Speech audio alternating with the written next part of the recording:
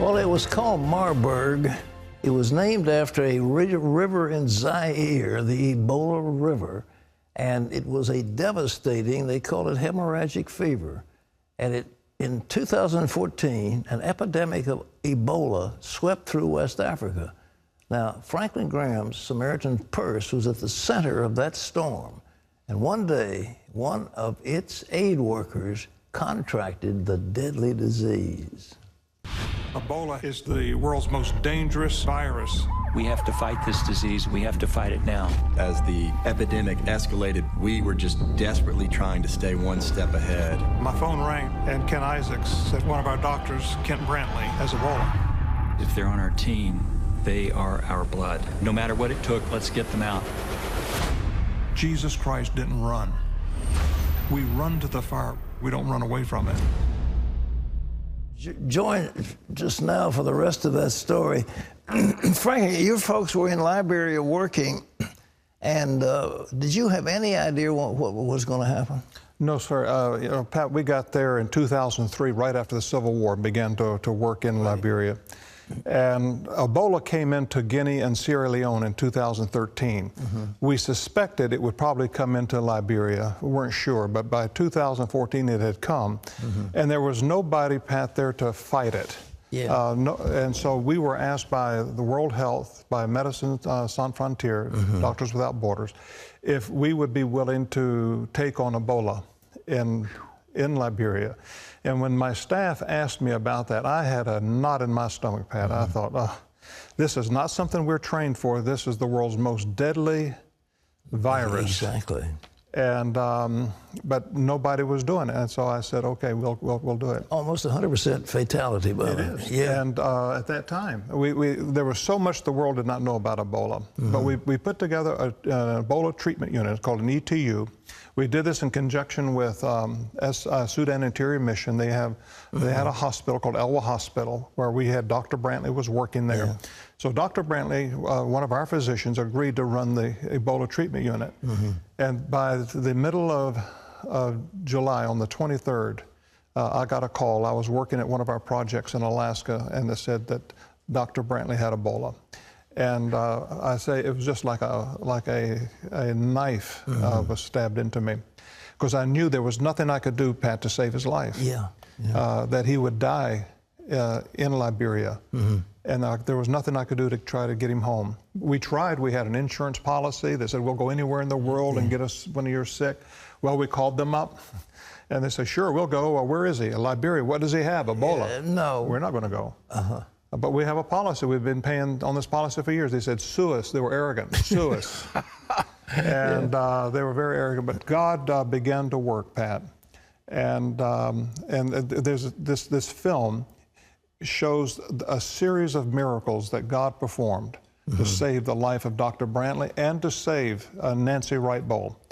And these two people, God intervened, and they came back to the United States.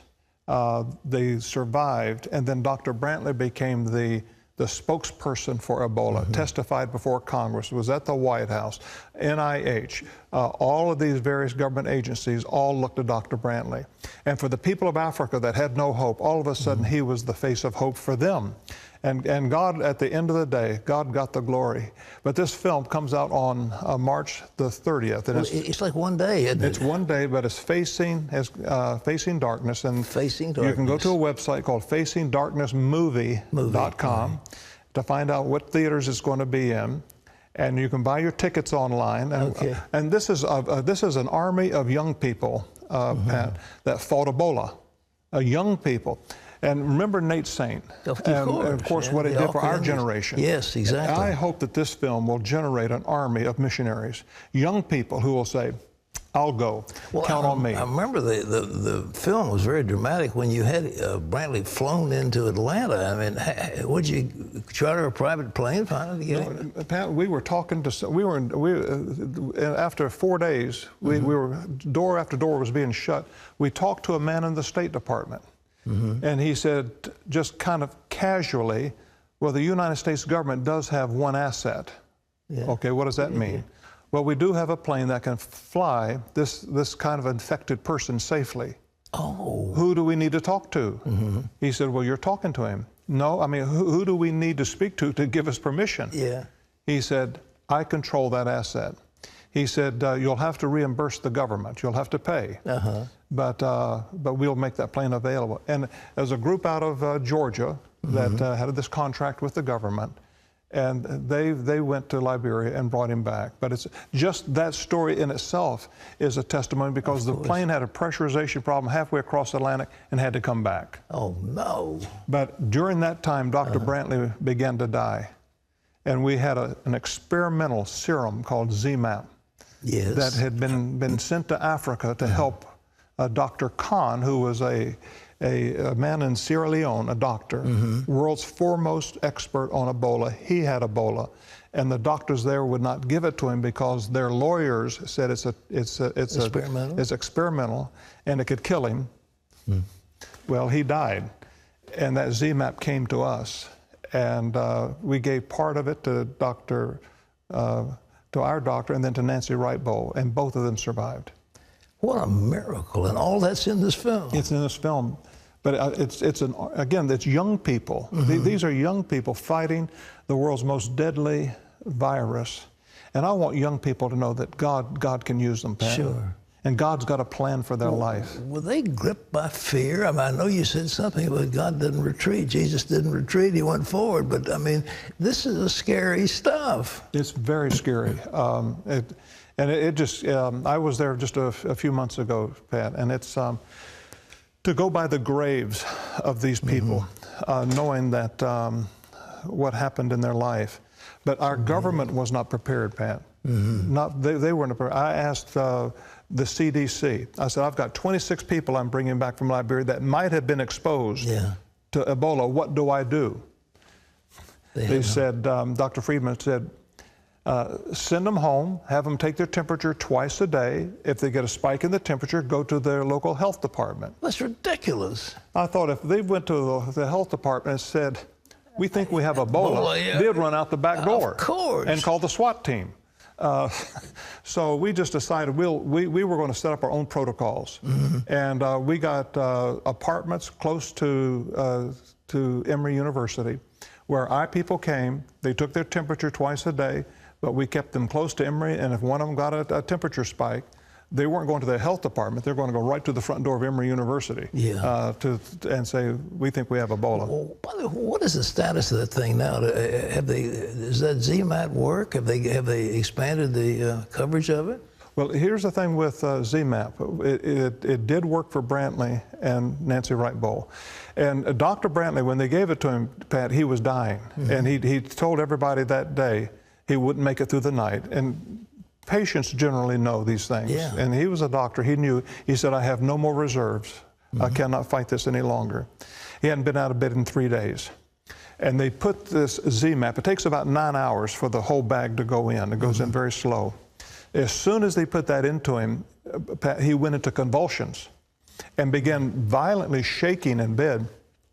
And of course, the doctor, one of our doctors, was administrating this, and gets on the phone and calls the manufacturer, the scientist, and they said, no, we've seen this in primates. Now remember, this has never been put in a human being. We've seen this in primates. And it's the antibodies fighting the virus.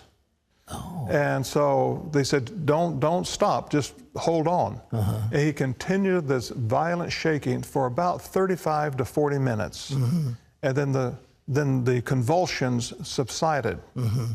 He got out of bed and went to the bathroom. Hadn't been out of bed in 3 days. And Pat, it was that quick. It's like God showed up, and it was that fast.